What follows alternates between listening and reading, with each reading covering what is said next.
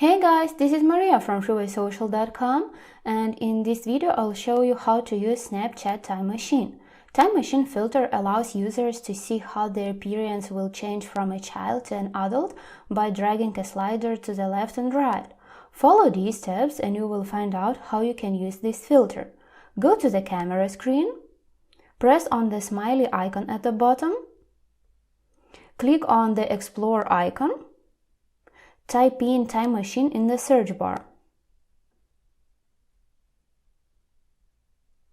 Hit the Time Machine lens and try it.